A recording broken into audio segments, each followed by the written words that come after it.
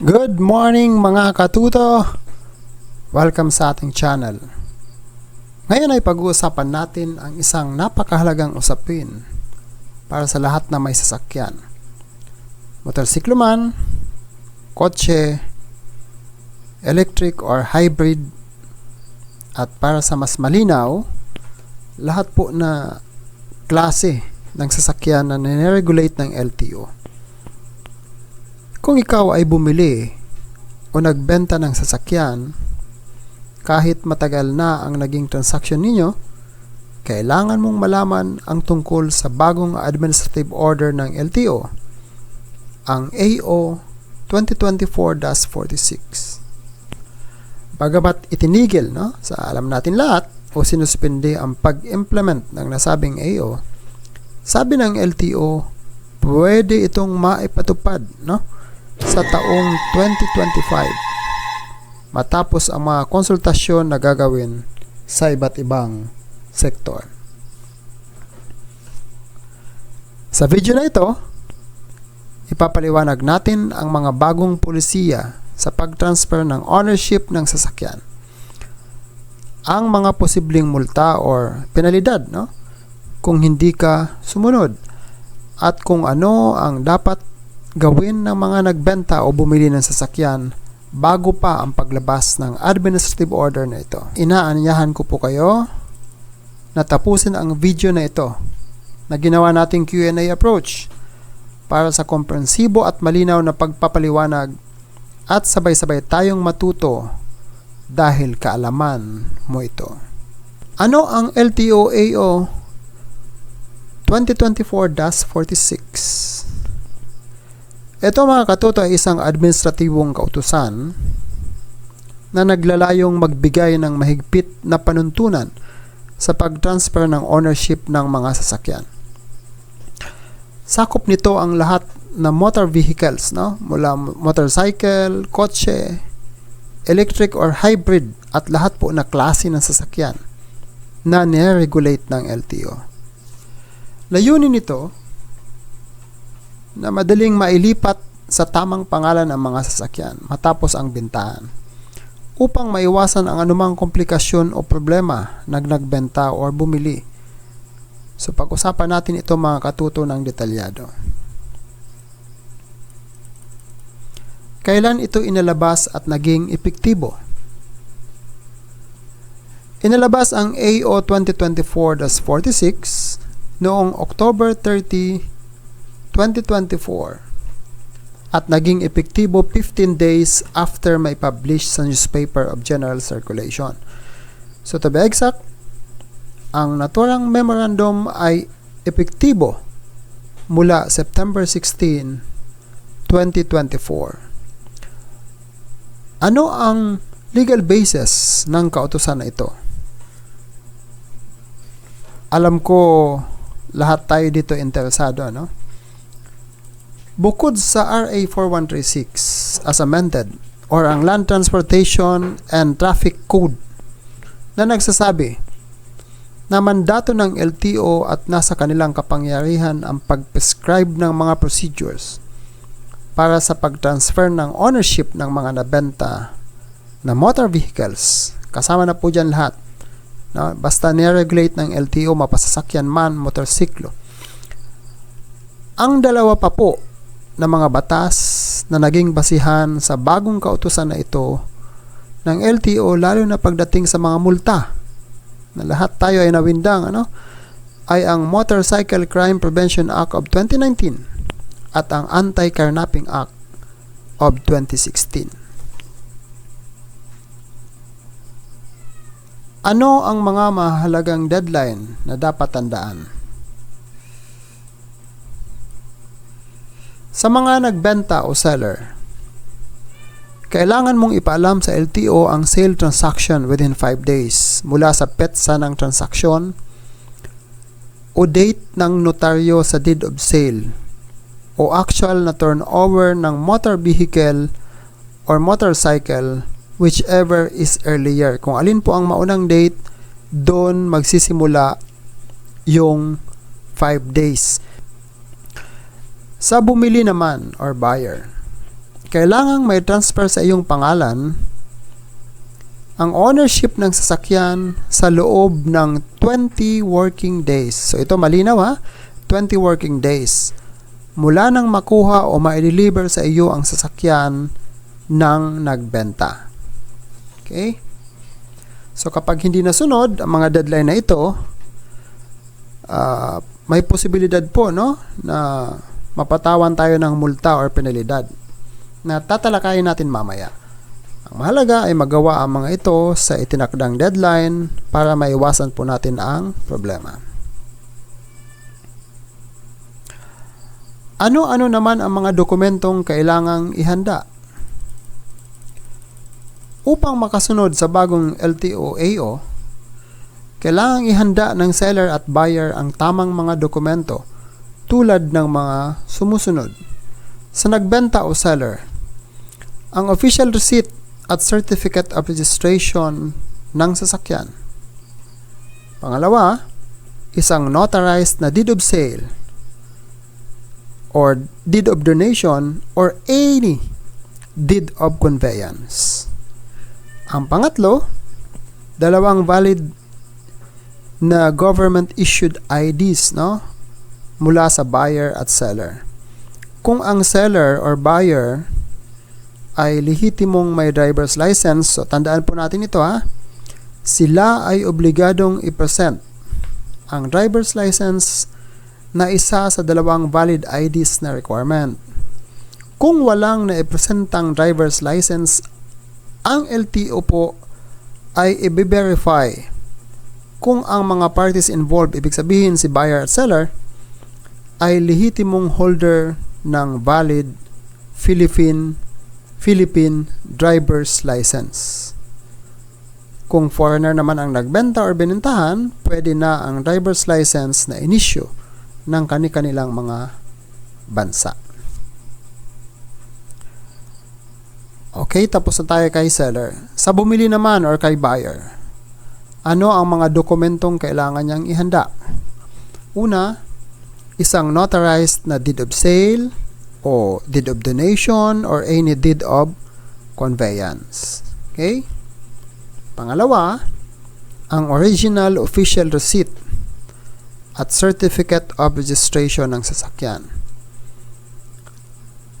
So, kailangan din, huwag kakalimutan ito, ang confirmation of certificate of registration.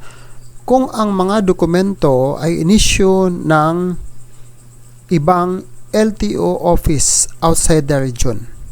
Okay? Kung saan ka nagpoproseso ng transfer. Dito po may issue tayo, Pag-usapan natin 'to. Kasi medyo matagal maglabas ng confirmation of certificate of registration, Base sa experience natin 'yan. Minsan, pag-issue ng concerned LTO office ng dokumento na nabanggit, ay expired na din yung Motor Vehicle Clearance Certificate mula sa PNP-HPG. So, malaking abala at dagdag na gastos sa mga motorista. Pangatlong kailangang ihanda or i-provide na dokumento, isang original na Motor Vehicle Clearance Certificate. Ito na yung sinasabi natin mula sa PNP-HPG, So, para sa transfer of ownership. Ang apat, isang Motor Vehicle Inspection Report o Private Motor Vehicle Inspection Center Report. Okay? PMVAC. Sunod, yung Insurance Certificate of Cover, kung due na para sa renewal. Okay? Malinaw yan. Sunod, dalawang valid na government issued ID mula sa buyer at seller din, So, same requirement na nabanggit natin kanina, kung ang seller or buyer ay lehitimong may driver's license, sila ay obligadong i-present ang driver's license sa isa sa dalawang valid IDs na requirement. Kung wala na naipresent ang driver's license, ang LTO po ay i-verify kung ang mga taong involved, seller and buyer, ay lehitimong may mga valid Philippine driver's license, no? Kung foreigner nagbenta naman or binentahan, pwede na ang driver's license na inisyu sa kanyang bansa. So, panghuli, ito naman para sa mga juridical entity na tinatawag, no? Example, yung corporation. So, kailangan ng secretarial certificate, no? Kung ang motor vehicle or motorcycle ay previously owned by a corporation. Ano ang multa or penalty kung hindi masusunod ang mga deadline? So, dito tayo nawindang lahat, no? So, yung iba baka na high blood na. So, number 1, kapag hindi inireport ng seller ang bintahan within 5 days, no, nabanggit natin, ang multa ay 20,000. Pangalawa, kapag hindi nailipat ng buyer ang ownership sa kanyang pangalan, no, within 20 working days, ang multa ay 20,000 po. Kapag hindi nakasunod ang buyer at seller, pwedeng umabot sa 40,000 ang kabuuang multa. Mabigat, no? Pero anong ibig sabihin po nun? Kung hindi na mahagilap ni buyer ang seller sa kanyang sasakyan or motorsiklo, no? Si buyer ang magbabayad ng buong 40,000 pesos. So, kailangan niyang gawin yon para lang ma-transfer niya sa kanyang pangalan ang nabiling sasakyan. Kumbaga, no choice. Bukod pa dito, may posibilidad na lagyan ng alarm tag ang sasakyan sa LTO system, pati ang driver's license ng mga seller at buyer o mga authorized representative as indicated in the deed of conveyance. Na posible po ito sigurado magdudulot ng problema, no, sa pagpapa-register ng sasakyan at paglipat, no, ng ownership in the future. So yun po mabigat dito.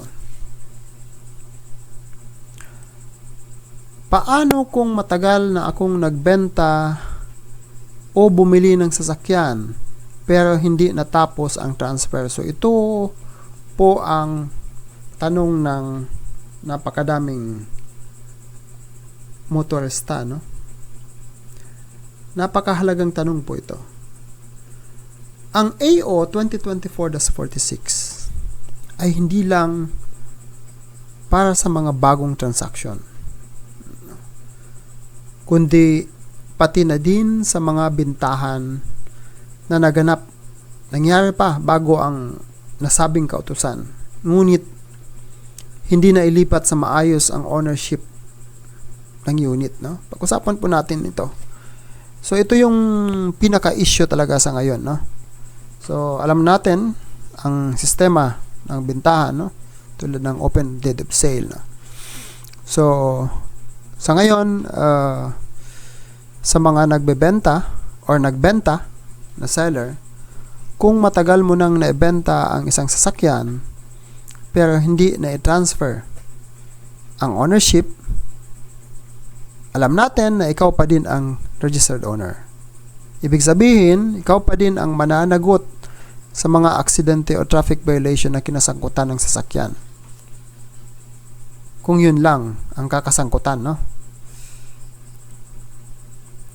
Pangalawa, sa ilalim ng bagong kautusan, ikaw ay may responsibilidad bilang matagal ng seller na ipaalam ang bentahan sa LTO kahit matagal na ang nakalipas. Kapag hindi mo ito ginawa, pwede kang mapatawan ng multa na 20,000 pesos. Sa mga bumili naman, no, o mga buyer na matagal na, kung ikaw ay nakabili ng sasakyan noon na hindi pa nailipat ang ownership sa pangalan mo, hanggang ngayon ay pwede ka ding pagmultahin ng 20,000 dahil hindi mo na nakumpleto ang transfer sa loob ng itinakdang 20 days. Okay?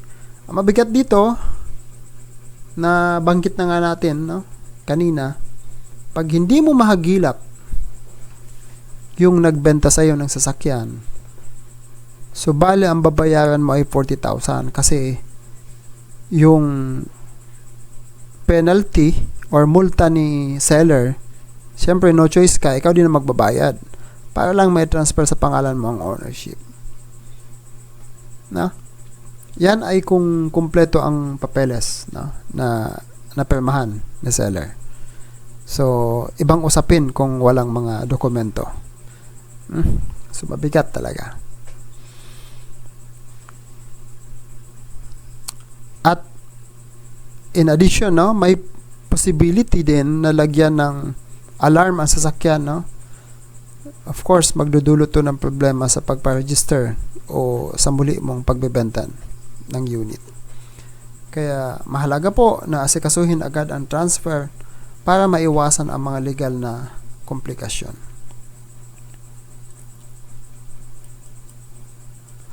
Ano ang mga legal na implikasyon kung hindi na i-transfer ang mga sasakyang nabili o naibenta bago ang AO VDM 2024-46? Ipaliwanag po natin yan ng detalyado. Sa mga nagbenta or seller, kung ang sasakyan ay masangkot, no, sa aksidente or traffic violation, ang PNP ay hahanapin, of course, ang registered owner. At kung ikaw pa din ang nasa LTO records, pwede ka pong managot kahit matagal mo nang nabenta ang sasakyan at wala kang maipakitang dokumento sa madaming kadahilanan. Pwedeng nanakaw yung dokumento, no, nabaha, nasama sa sunog, o di mo na mahanap bigla. Paano kung ginamit sa krimen ang sasakyan? So ito yung mabigat, no? Pwede po na ikaw din ay madamay sa isang bagay na wala kang kinalaman. Sa mga bumili naman o buyer, kung hindi na i-transfer ng maayos ang ownership, hindi pa ikaw ang legal na owner ng sasakyan ayon sa LTO. Ang sasakyan ay pwedeng lagyan din ng alarm, no, na magdudulot ng malaking problema. Okay? Kaya kailangan po nating pag-isipan ng maigi ang mga susunod na aksyon. Na yan ang i-discuss or tatalakayin natin sa susunod na yugto. Pumunta na tayo doon, makatuto sa pangalawang yugto ng ating usapan. Bagamat alam natin na pansamantalang itinigil ang pagpapatupad. Pansamantala, no? Kasi wala naman silang sinabi na tigil na talaga. So, suspendido lang yung pagpapatupad. Hindi nila talagang basta itinapon, no, yung AO. Hindi po ibig sabihin na pwede na tayong maging kampante. Kasama na ako dyan, no, pagdating sa transfer of ownership ng mga nabili or nabenta nating sasakyan o motorsiklo. Ito po sa kadahilan ng may mga dati nang naipasang batas tulad ng Motorcycle Crime Prevention Act of 2019 at Anti-Carnapping Act of 2016 na nagbibigay ng seryosong penalidad sa hindi pag-comply sa ownership transfer.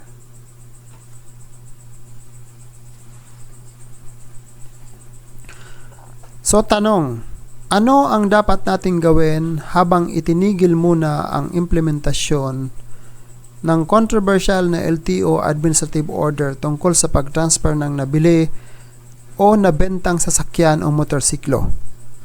Haba ng tanong, no? Discuss po natin yan. Dahil sa mga posibleng risk, no, na i-discuss natin, may mga ilang suhestyon na pwede nating gawing susunod, no, na aksyon.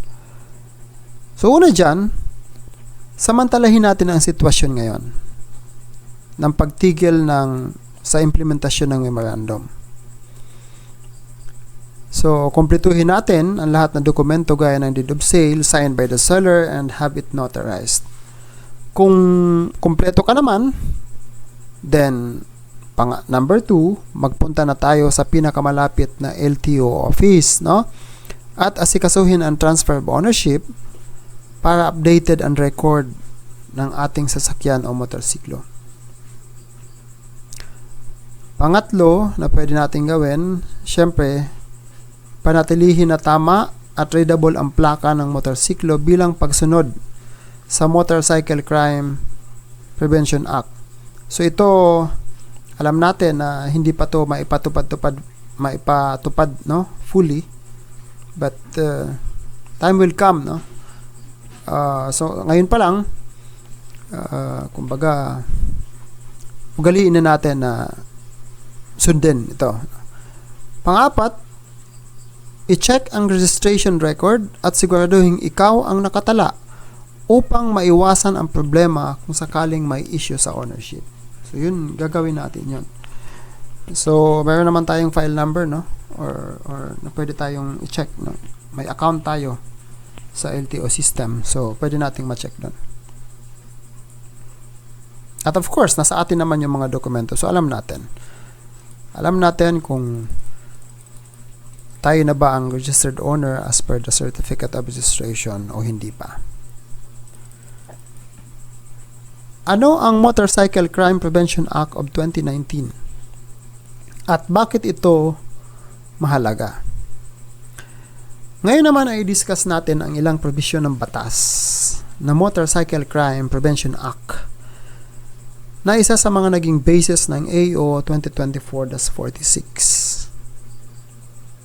Una, ang nasabing batas ay ipinatupad para labanan ang pagtaas ng mga krimen na gumagamit ng motorsiklo, lalo na ang mga riding in tandem crimes. So in fairness sa batas na ito, no?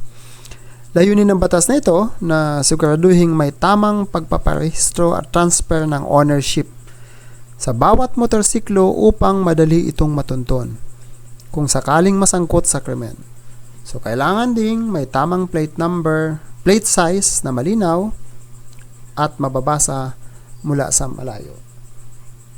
Okay? So, naging controversial din to kasi lalagyan, no? Pinapalagyan din sa harap, no, ng motorsiklo ng malaking size na plate number. Pero hindi natin yun i-discuss ngayon, no? Usapin pa yon hanggang sa ngayon. Bakit ito mahalaga?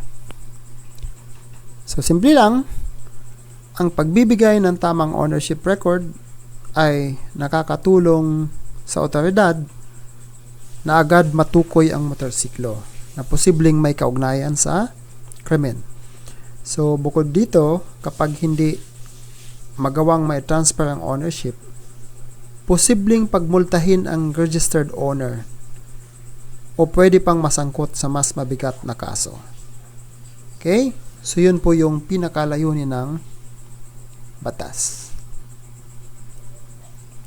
Sa pambatas na sinasandala ng AO, ng controversial na AO na nasuspinde, ang Anti-Carnapping Act of 2016. Ano ang Anti-Carnapping Act of 2016 at paano ito nakakaapekto sa mga rider? Ang Anti-Carnapping Act of 2016 naman ay naging basehan din, sinabi natin kanina, ng AO 2024-46. So, ang nabanggit na batas ay may layuning pigilan ang pagnanakaw ng mga sasakyan, kabilang ang mga motorsiklo. Batas na ito ay nag-uubliga na dapat updated at tamang nakapangalan ang rehistro ng motorsiklo o lahat ng sasakyan na niregulate ng LTO upang mapadali ang pagtukoy kung sino ang tunay na owner ng unit at maiwasan ang mga kaso ng carnapping o illegal na pagbebenta ng motorsiklo. In fairness sa batas na to. Ano ang implikasyon nito? So kapag hindi po nakatransfer ang ownership at ang motorsiklo ay pwedeng masangkot sa kaso ng karnaping, posibleng mapatawan ng seryosong penalidad ang huling nakaregister bilang owner nito. Sa punto na ito po, nais po nating linawin na ang focus ng LTO o Land Transportation Office ay ang mga administratibo na paglabag lamang. Okay? So malinaw po yan. Kapag nahuli ang motorsiklo sa mga checkpoint o inspections ng LTO o pulisya, pwede tayong masampahan ng kaso dahil sa paglabag sa dalawang batas na ito, ang Motorcycle Crime Prevention Act at Anti-Carnapping Act. Maliban sa multa, pagkumpiska sa sasakyan, posibleng pagkakakulong kung ang motorsiklo ay masangkot sa kaso ng karnaping o krimen, o kahit sa isang major accident, Maliban doon sa mga nabanggit ko, dahil na din sa mga kalamidad na nangyayari sa ngayon, tapos lang nung bagyong Christine at ngayon meron naman tayong bagong Leon.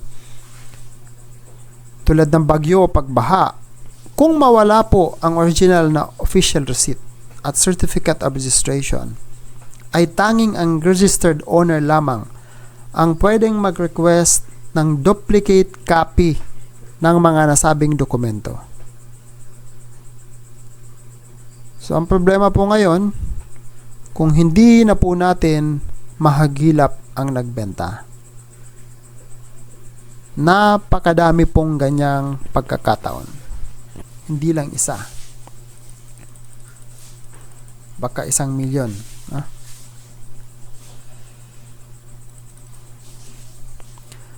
So to summarize our topic for this video, ang LTO-AO 2024-46 po ay isang istriktong pagbabago sa proseso ng paglipat ng ownership ng mga sasakyan.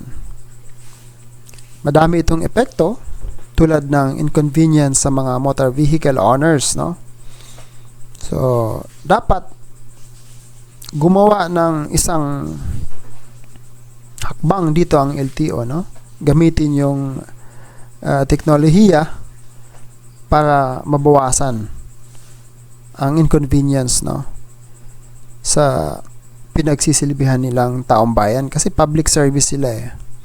So bukod sa inconvenience, sa mga motor vehicle owners, madaming issue ang dapat mabigyan ng kalinawan ng LTO bago nila ito ipatupad. So madami ding katanungan ang dapat malinawan, tulad ng sa mga nakasanayan natin na matagal ng panahon, gaya ng open deed of sale system, at ano ang magiging pulisiya sa mga repossessed na sasakyan. Alam natin, repossessed na sasakyan, kahit hindi pa yan tapos bayaran ng kumuha, alam natin yan, nakapangalan na po yan doon sa kumuha. Ngayon, pag hindi nakabayad, of course, kukunin nila yung sasakyan o yung motorsiklo doon sa kumuha, sa original na kumuha. Nakapangalan na ngayon doon yung certificate of registration lang, kinikip lang muna ng mga trader. So, ano yung magiging pulisiya doon? So, ganun din yun kasi ibibenta nga yun repossessed sasakyan for sale. Isa pa yung pasalo o assume balance. Okay? So, halos the same, At mga dati ng problema sa nabiling second hand na sasakyan. Madami po iyan. Hindi na natin maisa-isa dito. So, balit dahil sa mga dati nang naipasang batas sa Kongreso, ay mas iminumungkahi po natin ng inyong lingkod na samantalahin ang pagsuspindi sa implementasyon ng nasabing AO. At iproseso na ang pag-transfer ng mga nabili o nabenta nating motor vehicles. Lahat po. Kung ikaw ay nagbebenta or bumibili ng sasakyan ngayon, siguraduhin sumunod sa mga deadline at ihanda ang mga kinakailangang dokumento. At kung ikaw naman po ay nagbenta o bumili ng sasakyan na matagal ng panahon ang nakalipas, ang dami po nito, ang dami-dami natin, kasama na ako. At hindi pa natapos ang transfer. So, I think guys, this is the right time to process the transfer. Upang maiwasan natin ang mga legal na problema at multa. Ang medyo mabigat lang dito, mga katuto, kung hindi mabago ang AO, ay ang pagiging retroactive ng kautusan na ito. So, na-discuss na nga natin, Sana makasama to sa mga posibleng amendments pagkatapos ng gagawin nilang konsultasyon. Baliktad, dapat nauna tong konsultasyon bago yung inilabas yung AO. So, mas maigi po na alam natin, prospective dapat ang pagpapatupad ng kautusan na ito. Ibig sabihin, magsisimula lamang mula sa petsa kung kailan naging epektibo.